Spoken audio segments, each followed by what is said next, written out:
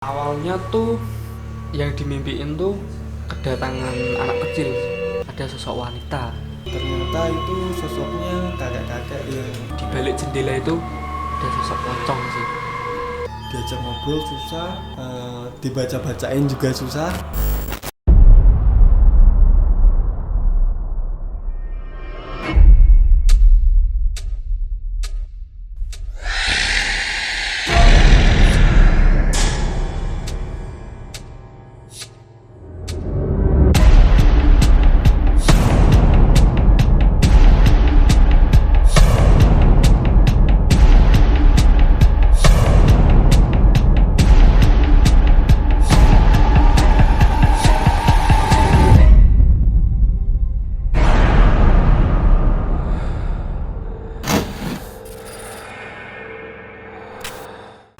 Halo Sobat Mistis, kembali lagi di YouTube channel Nge-Review Mistis. Obrolan ngeri berbau mistis.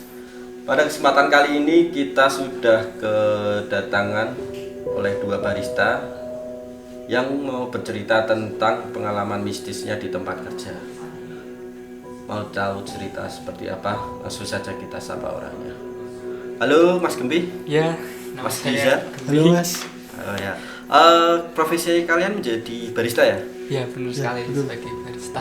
Oh, oke. Di tempat kerja di sini juga berarti ya? Ya saya kerja di sini sejak tahun 2020, baru lulusan sekolah tahun kemarin langsung kerja di sini sih. Oh, kalau Mas Rizal sendiri? Kalau saya kerja di sini kurang lebih udah 2 tahun sih Mas, dari awal 2019. Oh, berarti udah lumayan lama ya? Ya, udah lumayan itu. lama. Nah, untuk coffee sendiri itu paling diminati oleh customer itu apa, Mas? Menurut saya pengalaman selama 2 tahun ini Mas, itu ada 2 jenis kopi sih Mas, yang emang best seller di sini. Yang pertama itu kopi susu suka-suka, basicnya Milo, sama kopi susu molase. Itu ada essence ramnya Mas. Oh, essence rum. Ya, betul. Kalau Mas Gembi sendiri paling suka, lebih favoritnya kopi apa, Mas? Kalau dari saya sendiri, kalau menu legi juga ya banyak diminati para customer juga sih. Contohnya, Mas? Menu di kopi susu legit itu basicnya dari muka.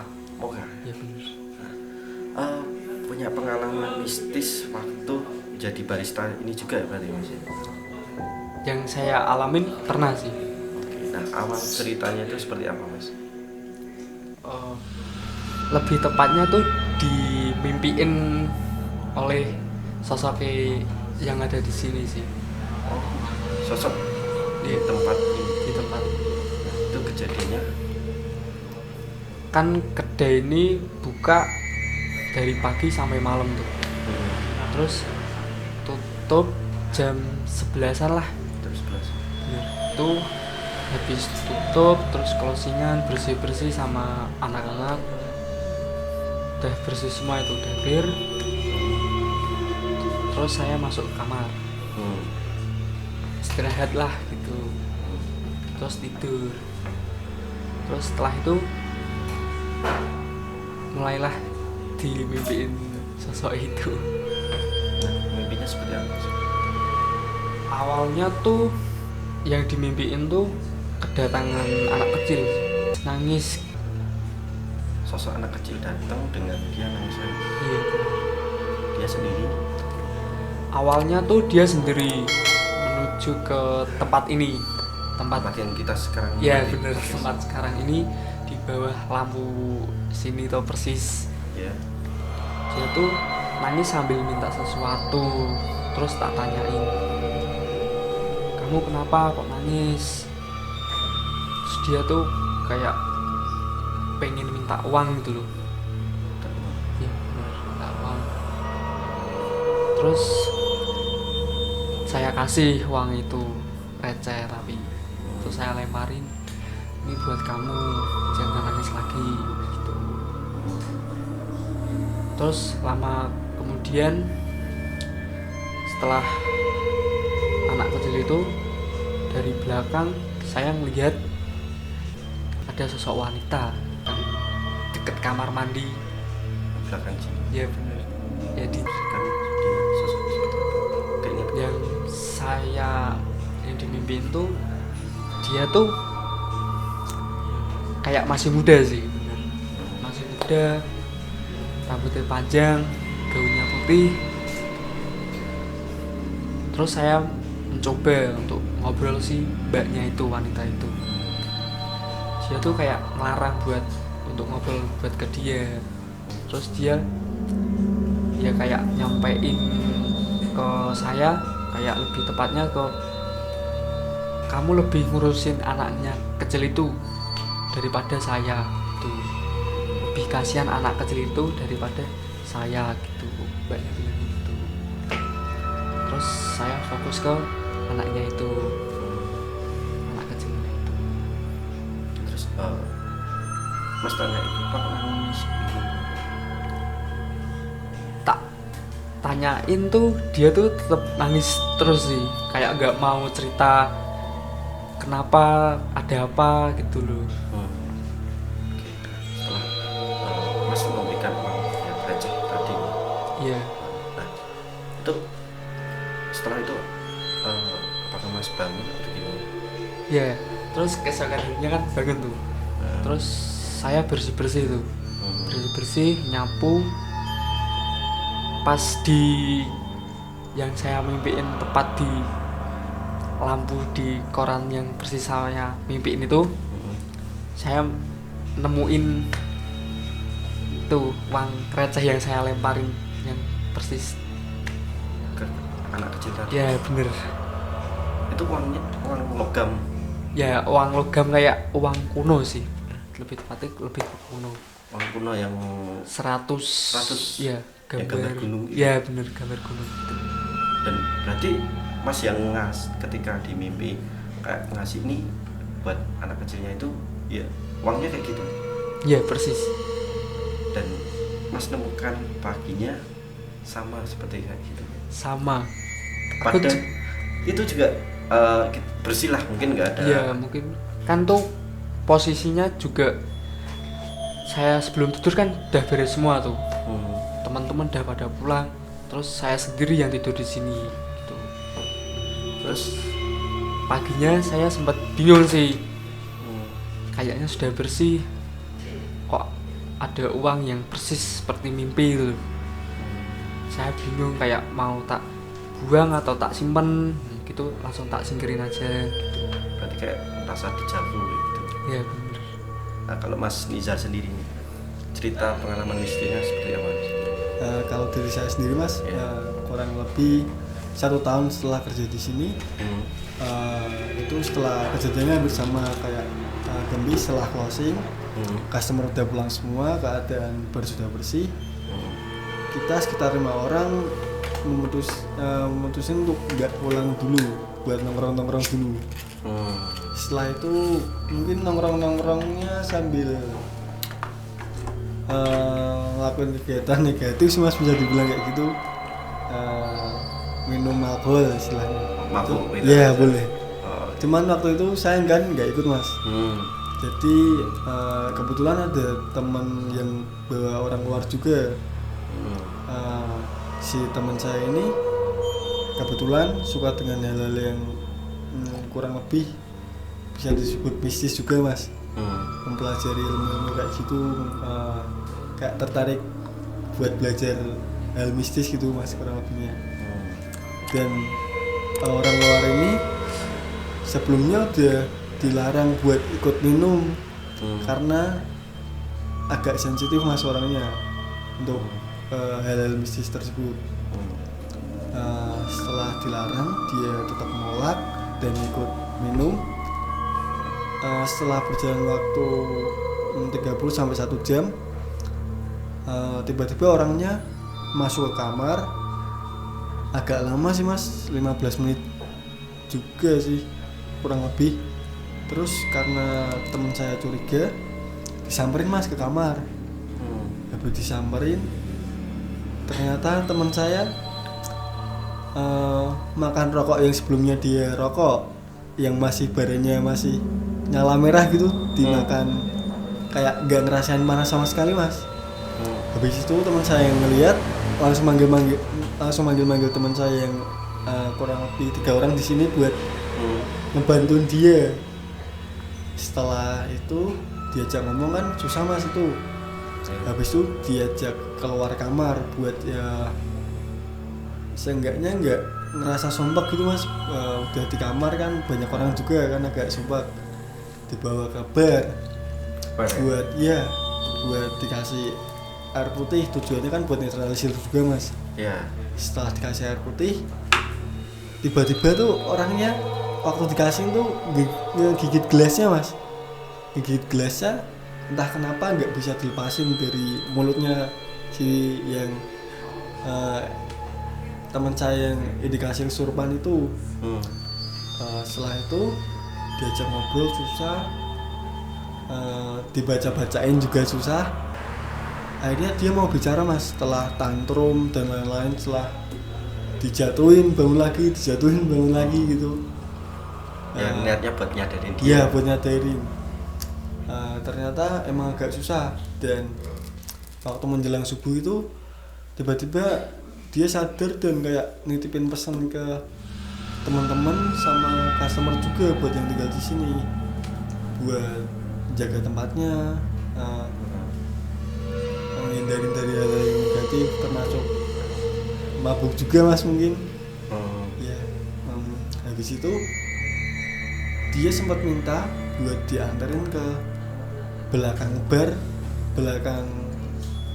dan di depan dapur mas. Itu kan ada kayak ruang kosong di kanan, kurang lebih kayak gudang, cuman itu nggak pernah dibuka sama sekali. Ternyata itu sosoknya kakek-kakek ya mas. Dan si kakek-kakek itu setelah dianterin, didoain, dia udah mau akhirnya keluar dari tubuh temen.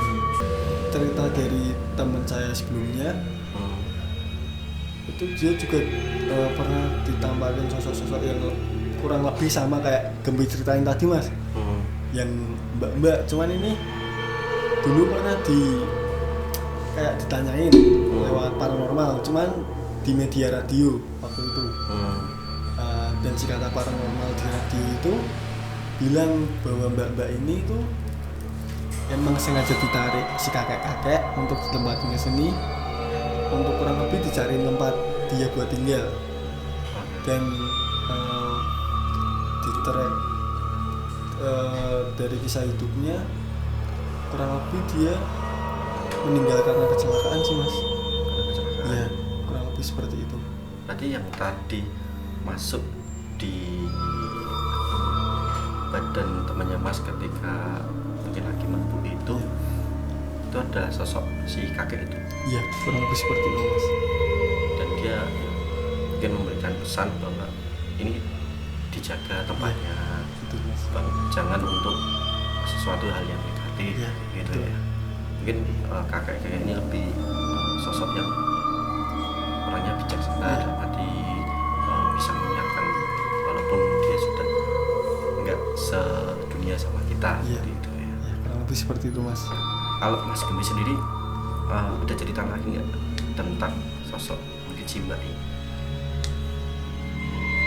Beberapa hari kemudian setelah kejadian itu ada lagi sih, kayak pas waktu itu saya tidur bareng teman saya berdua aja di sini. Terus teman saya itu tepat pukul jam 12-an dini hari itu dia mandi karena habis keluar dia mandi. Terus dia tuh kayak dijalin oleh sosoknya juga di sini. Seperti apa? Iya, kejadiannya tuh dijalinnya seperti di pintunya kamar mandi itu didodokin sampai berkali-kali, dok gitu. Terus responnya? Terus responnya si temen saya itu sendiri kayak teriak-teriak gitu loh, kayak aku yang ganggu mungkin.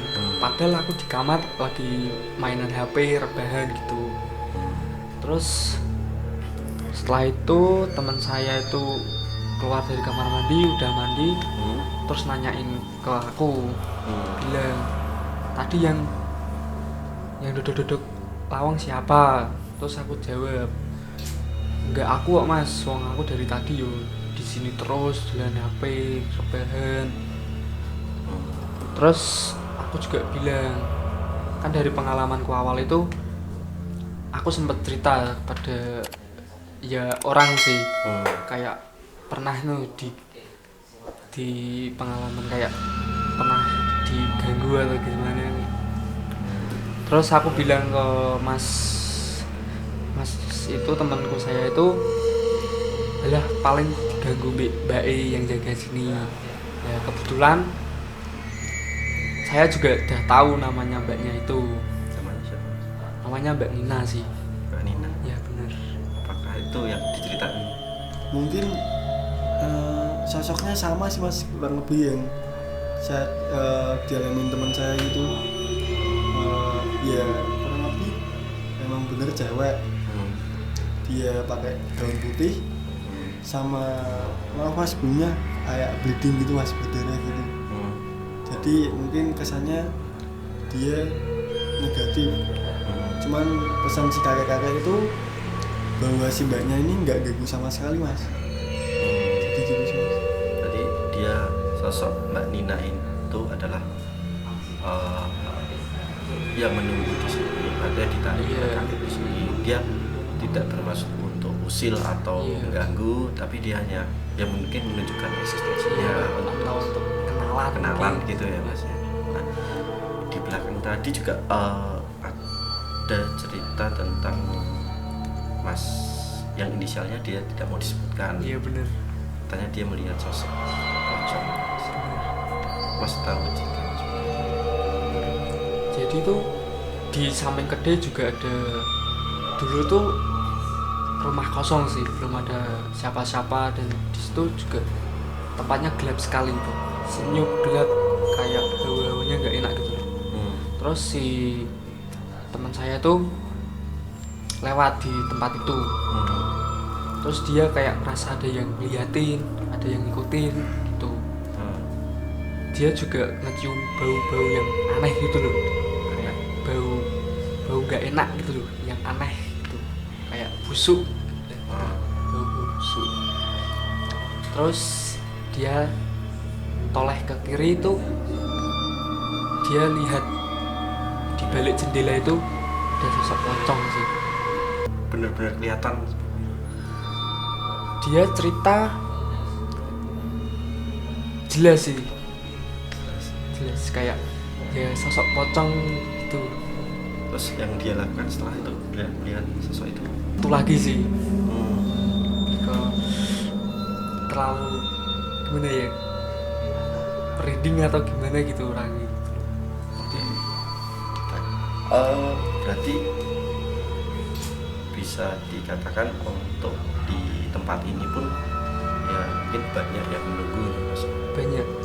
Dari customer sendiri mungkin ada cerita-cerita yang mungkin hampir sama kayak diganggu di kamar mandi, atau mungkin hanya sekelebat atau hanya merasakan kehadiran mereka lah, seperti itu ya.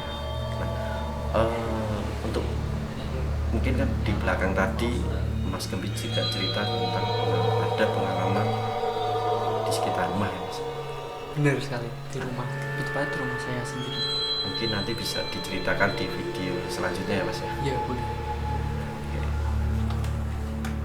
Oke sobat mistis, seperti itulah cerita dari pengalaman narasumber kita, dari Mas Gembit dan Mas Nizar. Mungkin video selanjutnya akan bercerita tentang Mas Gembit di sekitar rumahnya dengan kejadian mistis